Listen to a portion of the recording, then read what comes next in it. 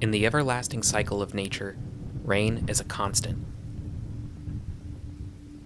Rain is key for all life to be sustained, for ecosystems to thrive,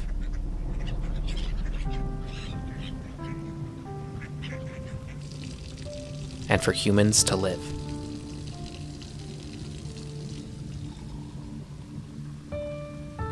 But as our planet faces the relentless challenges of climate change, some areas are less fortunate than others. The absence of consistent rainfall has triggered many difficulties, not only affecting the natural world, but also the daily lives of those who call certain regions home. The Southern Plains region, which encompasses Kansas, Oklahoma, Texas, and western New Mexico, is prone to many of these climate extremes, which can easily destroy both the natural world and the economy. This is a phenomenon commonly referred to as drought.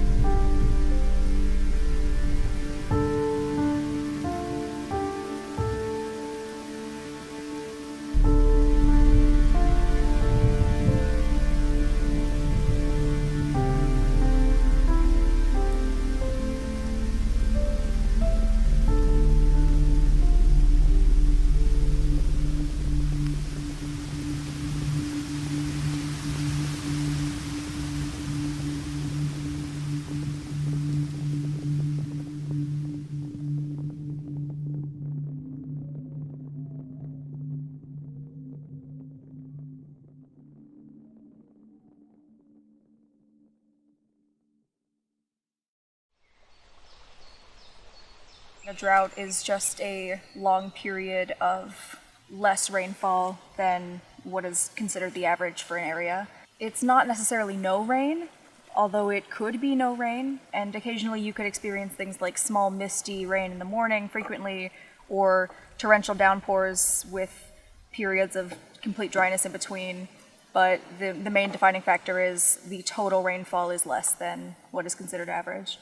According to the National Integrated Drought Information System, over 95 million people in the United States alone are affected by an ongoing drought condition. The NIDIS monitors rainfall amounts, groundwater, and surface water to adequately report on the status and an intensity of a given area. Dryness categories have been established to help the U.S. Department of Agriculture in the decision-making processes on what areas need the most aid. D0 means that an area is abnormally dry. D1 means that there's a moderate drought. D2 is severe. D3 is extreme, and D4 is exceptional. Any areas with prolonged exposure to any of these levels can see high amounts of damage to its ecosystem. For several years now, 63.4% of the state has been in at least one of these classifications of drought.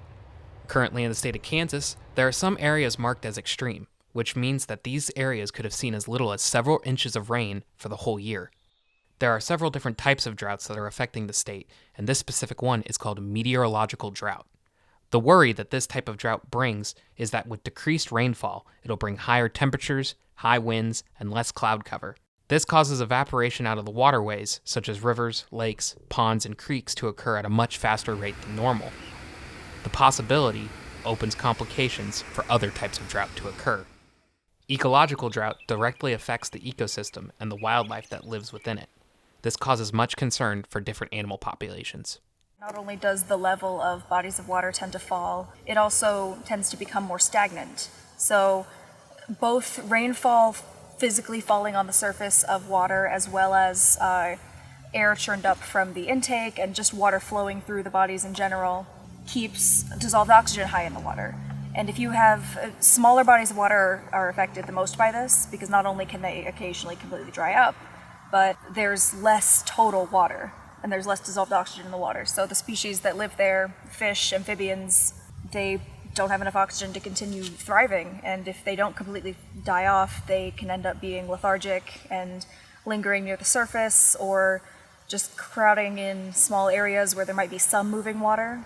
And if they manage to survive the lack of oxygen, that then makes them easy targets for predators. Having these significantly lower water levels in bodies of water not only yields concern for fish and amphibian who live in them, but also for those animals that live out of the water and is a key factor in their lifestyles, such as various types of aquatic mammals and different types of migratory waterfowl. And as they migrate, they make pit stops in wet areas. And of course, the fewer wet areas they have, these small bodies of water, even just like a flooded corner of a field that you'll see farmers use for hunting, or you'll see sometimes geese and ducks just hanging out in puddles in parking lots. They just need to stop and rest.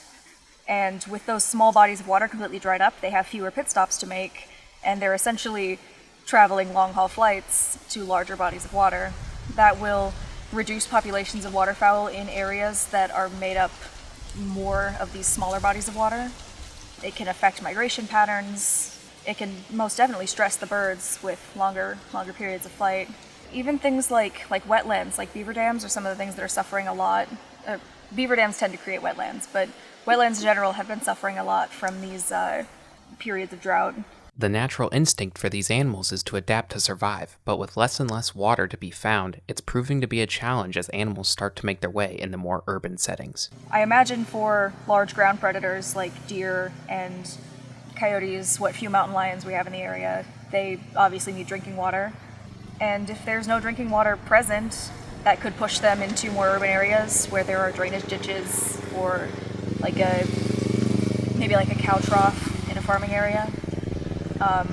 People don't like the idea of seeing wildlife on their property, but if there is no habitat left for wildlife to exist on, they're going to start moving into more urban areas. Ecological drought also focuses on the local plant life as well. Instead of relying on bodies of water to nourish them, plants need the soil to be in good enough health so that the water can seep into it. However, the soil itself is another component that is affected by rainfall amounts. Once there is a lack of rain for a certain period of time, the soil hardens and condenses down and packs itself in tight. While soil that gets consistent rain will continue to absorb water and give it to the plant roots. If the soil that is tight and compact receives heavy rain instead of fixing the issue, another is created. When the ground gets that dry, it does not have the capacity to absorb water right away. So it all turns to runoff, and it falls down watersheds, it goes into creeks, and that results in flash flooding. You'll notice that a lot of the flash floods that we've had in past years that are severe, that overflow lakes, they happen after long extended periods of dryness followed by a sudden big storm. And while that sudden big storm does bring relief from the dryness for a short time, if it's not sustained, the drought issues come right back. And then because the ground is so dry, it causes these giant floods.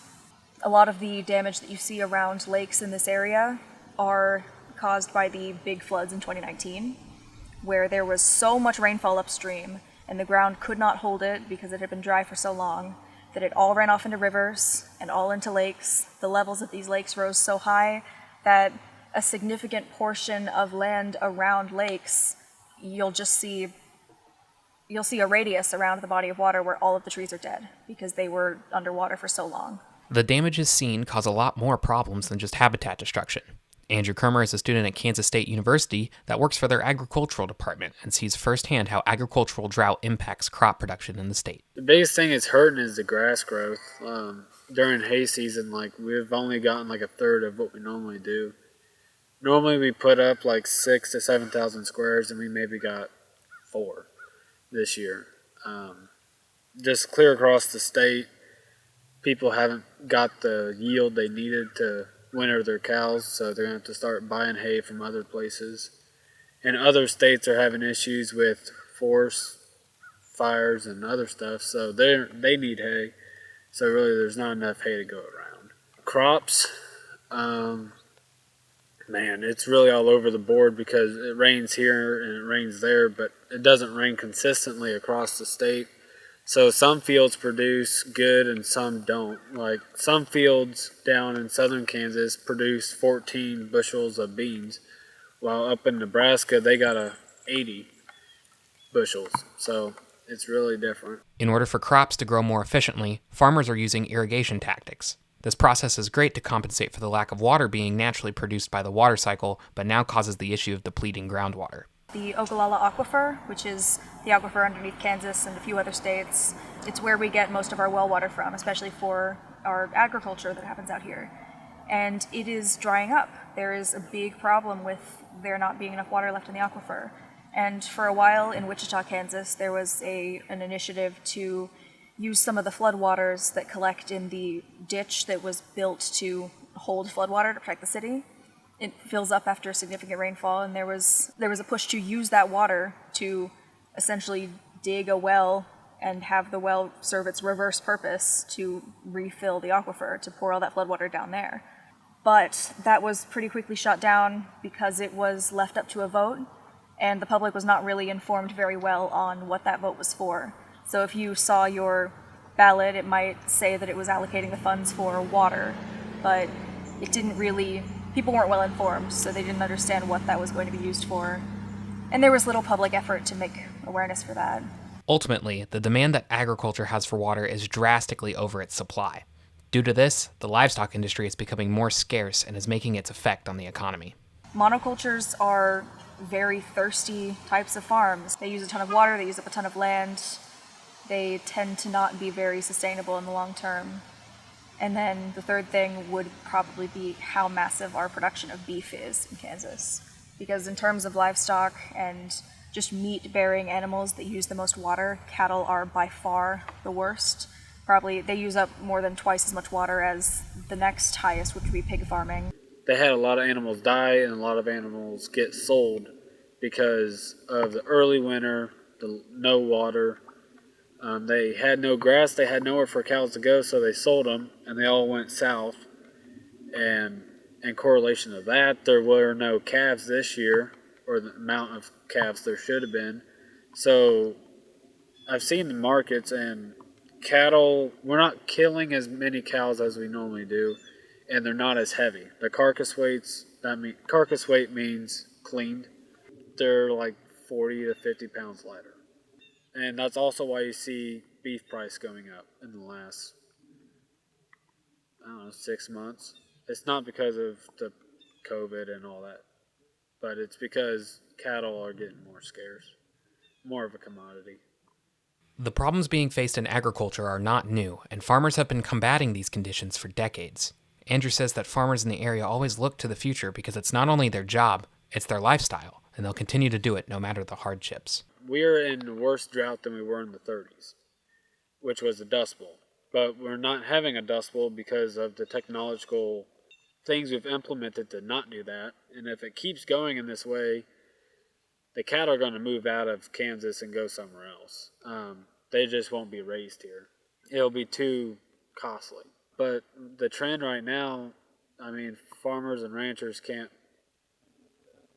cover the cost of not having enough hay and water, that pretty soon they're just going to sell out. Based on previous census information in 2012, roughly 35% of all producers in Kansas are age 65 and over. This furthers the struggle on these people as retirement seems more and more unlikely. So Grandpa this summer, he has 2 pastures out on the res that he puts his cows on. And normally they're good for, what would that be, April, May, June. So in between May and the August to October, normally that's how long we keep cows on those pastures. But he was hauling 2,000 gallons of water a day all summer. And eventually he just said, I'm going to bring them home because there's no more grass. But yeah, hauling water, there's so many farmers and ranchers out there that have to haul water to their cows because the ponds are dry. And I know the Rezacks up there, they've been digging for springs, and they hit one, and it was gone in 2 weeks. All of these different types of drought issues lead to one major contributor: people. According to the EPA, the average American family uses more than 300 gallons of water per day at home. With there being over 100 million households in the U.S. alone, the usage quickly adds up. Humans are also the biggest consumers of water that waste the most as well. Car washes, toilets, lawn care, and dishwashing are all considered luxuries in most parts of the world. This is where socio-economical drought comes into play. With the depletion of usable water, the economy starts to raise its costs, and this is where we see rise of water bills. The root of these problems is climate change. The more we use of the planet, the more we'll never see it come back. Though it may not seem important now because you have water, but what's going to happen once it's all gone? And just because you have water doesn't mean everyone or everything has it. Without changes to lifestyle choices and production of greenhouse gases destroying the water cycle, animals can't find drinking water and die. Farmers can't produce the products we consume, leading to higher and higher costs of living and loss of jobs and lifestyles. If there were big enough efforts made to conserve water right now, would it be enough, or is it too late? Only time will tell.